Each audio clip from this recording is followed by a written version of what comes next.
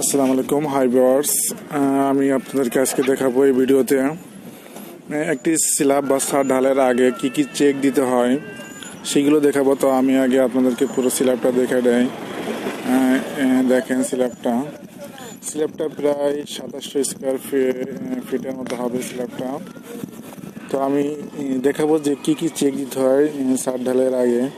তো প্রথমে আমি দেখাবো আপনাদের বিমে কি কি চেক দিতে হয়।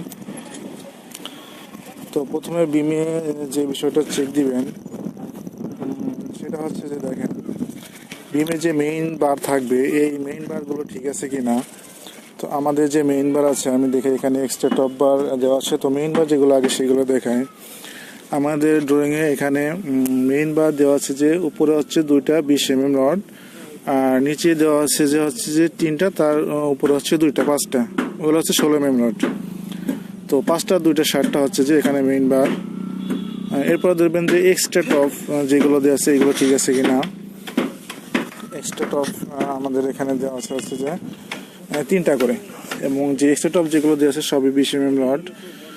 উপরে একটা দেওয়া আছে আর নিচে হচ্ছে 2টা করে দেওয়া।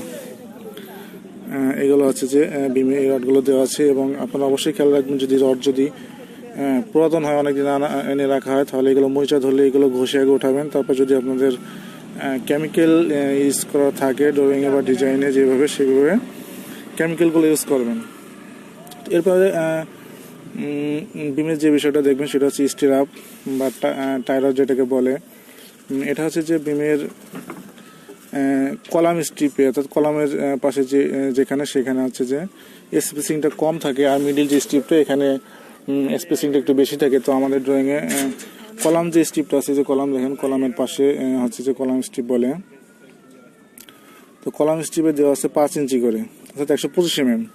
এবং মিডিল যে স্ট্রিপটা আছে এখানে 6 ইঞ্চি করে দেওয়া আছে। দেখেন এখান থেকে এখানে গ্যাপটা একটু বেশি, তো এখানে 6 ইঞ্চি করে দেওয়া আছে। এটা চেক দিবেন আপনি ফিতা দিয়ে টেনে টেনে এগুলো চেক দিবেন যে আসলে এখানে 6 ইঞ্চি আছে নাকি। এগুলো আপনি চেক দিবেন ঠিকঠাক মতো। এরপর আছে যে এখানে দেখবেন যে এখানে যে মাঠামগুলো দেওয়া থাকে সাইডে, এই মাঠামগুলো ঠিকঠাক মতো দিচ্ছে নাকি। তো এগুলো আপনি চেক দিবেন সুন্দর করে। এবং কলামের যে রডগুলো গেছে সেই রডগুলো কলামের যে ভিতর দিয়ে গেছে এগুলো ঠিকঠাক মতো গেছে কিনা, ঠিক জায়গা দিয়ে, তো এটা আপনি চেক দিবেন। এবার আপনি বিমের আরেকটি বিষয় দেখবেন যে বিমে যদি ল্যাপিংয়ের যে বিষয়টা, এটা হচ্ছে যে ল্যাপিং কোথায় দিবেন। ল্যাপিংটা দিবেন হচ্ছে যদি উপরের হয় তাহলে বিমের যে মিডিল স্ট্রিপটা থাকবে অর্থাৎ মিডিলে, সেখানে ল্যাপিংটা দিতে হবে। এবং যদি আপনার নিচে যদি ল্যাপিং হয় তাহলে এটা কলাম স্ট্রিপে দিতে হবে, অর্থাৎ কলাম যে পাশে সেই পাশে আপনি ল্যাপিং দিবেন। এবং ল্যাপিং আপনার ড্রয়িং ডিজাইন অনুযায়ী যেভাবে যে দৈর্ঘ্য দেওয়া থাকে সেভাবে আপনি ল্যাপিংটা দিয়ে দিবেন। এবার আপনি কলামের যে ল্যাপিংগুলো আছে যদি ছাদ লেভেলে যদি কোনো ল্যাপিং হয় তাহলে দিয়ে দিবেন। আর দেখেন এখানে রড আছে হচ্ছে 10টা রড আছে। 10টা রডের মধ্যে 3টাই ল্যাপিং দেওয়া লাগবে। 12টা রড আছে, সরি। তো এখানে আপনার 3টাই ল্যাপিং দিতে হবে। তো ছাদ ঢালের আগে এগুলো অবশ্যই খেয়াল রাখবেন। এখানে ল্যাপিংগুলো এখানে দেওয়া হয়নি, এগুলো ল্যাপিং দিবে। তো ল্যাপিং যেভাবে দিতে হয় সেভাবে এটা খেয়াল রাখবিস না, তাহলে কিন্তু এটা বর্ধনে মিস হয়ে যাবে। এই জন্য এখানে ল্যাপিং গুলো কলামের সুন্দরভাবে দিয়ে দিতে হবে। আর উপরে যখন ছাদ ঢালা হবে উপরে কিছু রিং বেঁধে দিবেন, কারণ যাতে কলামের রডগুলো সোজা থাকে। এই দেখেন এখানে রিংগুলো বাঁধছে অনেক উপরে, যাতে কলাম রডগুলো ঠিকঠাক মতো জায়গায় থাকে। এটি বিমের যে প্রস্তুর যেটা আছে সেটা ঠিক আছে কিনা এটা দেখবেন। আমাদের এখানে 10 ইঞ্চি আছে, তো আমরা চেক দিয়েছি এখানে 10 ইঞ্চি আছে। এবং বিম যেটা ঝুলবে সেটা দেখবেন যে অর্থাৎ টেপ যেটা গভীরতা যেটা এটা ঠিক আছে কিনা। এটা আপনি স্টিল টেপ দিয়ে মেপে এটা দেখে নেবেন, চেক করে নেবেন যে টেপটা ঠিক আছে নাকি। আমি এবার দেখাবো যে রডের স্ল্যাবে রডগুলো কীভাবে বসাতে হয়। তো এটা হচ্ছে 2A স্ল্যাব। 2A স্ল্যাবের রড শর্ট এবং লং ওভার ডিরেকশন দেওয়া হয়। এবং শর্ট ডিরেকশনের যে রডগুলো সেগুলো আমি আগে দেবো। আমি একটু দূর থেকে দেখে একটা ফালি অর্থাৎ একটা বিম থেকে আরেকটা বিম পর্যন্ত দেখাই, তাহলে সুবিধা হবে আপনাদের। এটা দেখেন একটা ফালির আমি দেখাচ্ছি। তো আমাদের ড্রয়িংয়ে যেভাবে দেওয়া আছে সেটা হচ্ছে যে L/4 হবে। L/4কে ভাগ করে মিডিল যে 2টা L/4 জংশন থাকবে এটা হচ্ছে যে একটা পর একটা অল্টারনেট ক্র্যাঙ্ক, এটা 5 ইঞ্চি পর থাকবে। এবং বাকি যে এরপরে যে দুই পাশে কলাম স্ট্রিপের যে অংশটা থাকবে সেখানে 5 ইঞ্চি পরপর ওখানেও রড যাবে। তাহলে দেখেন এই যে যে এখানে দেখাচ্ছে, আমি কিরাং রডগুলো দেখাই। এটা হচ্ছে আমাদের এটা এই পাশে যেটা আছে দেখতে পাচ্ছেন, এটা হচ্ছে আমাদের শর্ট ডিরেকশন। তো শর্ট ডিরেকশনের রডগুলো দেখেন একটা পর একটা, এটা হচ্ছে যে আমাদের কিরাং রড গেছে, কিরাং রড, এবং এর নিচে আরেকটা রড। তো এই রডটা হচ্ছে যে আমাদের 5 ইঞ্চি একটা থেকে একটা গ্যাপ, এটা হচ্ছে যে স্ট্রেট বার গেছে, অর্থাৎ অল্টারনেট কিরাং আমাদের ড্রয়িংয়ে দেওয়া আছে। তো একটা পর একটা কিরাং আছে, এটা আবার কিরাং, এটা আবার সোজা রড, এটা আবার কিরাং, এইভাবে সবগুলো গেছে। এটা হচ্ছে যে আমাদের শর্ট ডিরেকশনের যে রডটা, সেটা আমরা চেক দিব যে এটা আছে কিনা। এটা হচ্ছে 10 mm রড। এরপর আমরা চেক দিব যে লং ডিরেকশনের যে রডটা সেটা ঠিকঠাক মতো গেছে কিনা। তো লং ডিরেকশন হচ্ছে যে এটা, এই যে যেভাবে দেখতে পাচ্ছেন এইদিকে রডগুলা। তো এটা আমাদের দেখতে পাচ্ছেন যে অল্টারনেট কিরাং, একটা পর একটা আমাদের রড যাবে। এটা দেখেন একটা পর একটা কিরাং দেওয়া আছে এবং একটা নিচে কিরাং যেটা সেটা তো উপরে উঠে আসে, আর যে রডটা নিচ দিয়ে গেছে সেটা হচ্ছে স্ট্রেট বার সোজা চলে গেছে, অল্টারনেট কিরাং আর কি, একটার পর একটা। এবং যে কিরাং রড যেটা সেটা হচ্ছে যে বিমের উপর দিয়ে আসবে, আর স্ট্রেট বার যেটা সেটা হচ্ছে যে বিমের, এটা হচ্ছে কিরাং মার উপর দিয়ে আসছে, আর যেটা স্ট্রেট বার থাকবে সেটা হচ্ছে যে উপরে যে রডটা থাকবে এর নিচ দিয়ে যাবে। তো এটা হচ্ছে যে আমাদের স্ল্যাবের রড, মেইন রড যেভাবে বিষয়টা এটা আমি দেখালাম। এটা দেখেন ক্লিয়ার সুন্দরভাবে।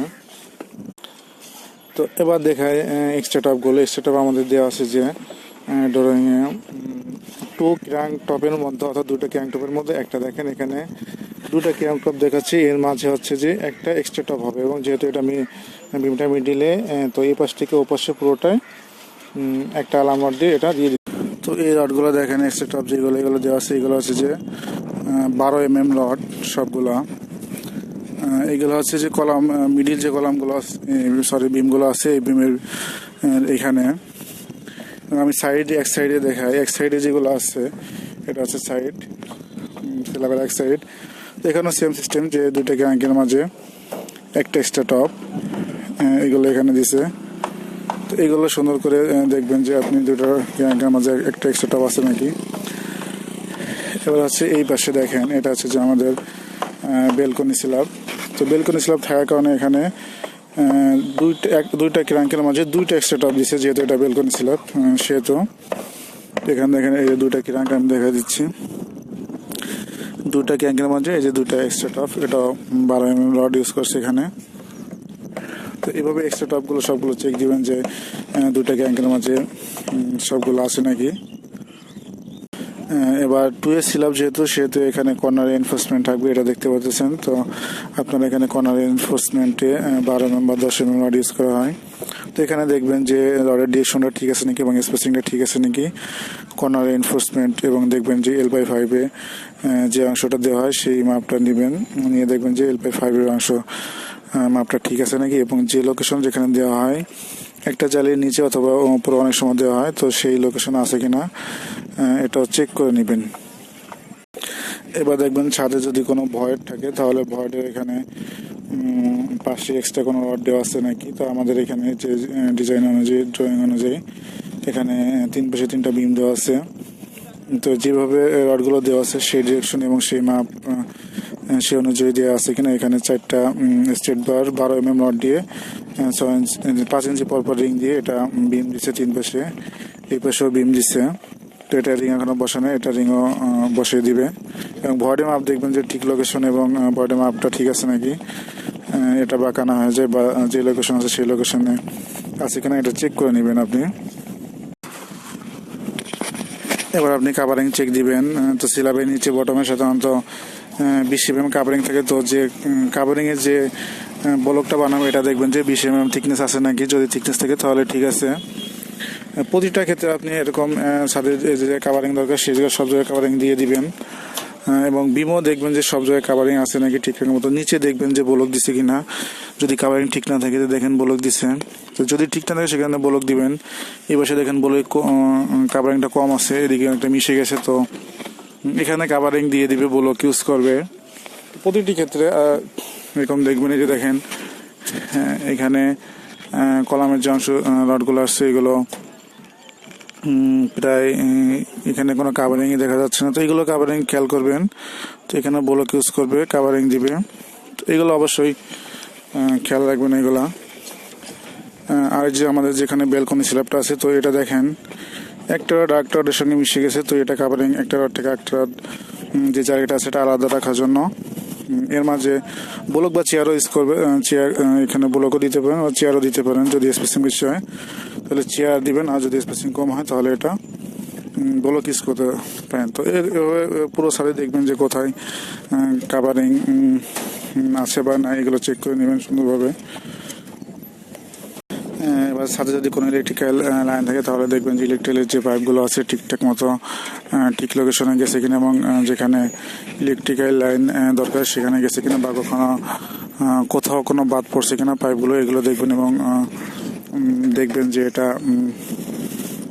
পাইপগুলো যে নিচে যে এটা দেখবেন, এটা নিচে কিছু দিয়ে দিবেন যাতে এর নিচে কংক্রিট না যায়, বা এটা যাতে পরবর্তীতে ভয়েড থাকে, এবং যে ছিদ্রগুলো থাকে এগুলো অবশ্যই খেয়াল করে বন্ধ করে দিবেন। এগুলো আপনি চেক দিবেন যিনি দায়িত্বে থাকবেন।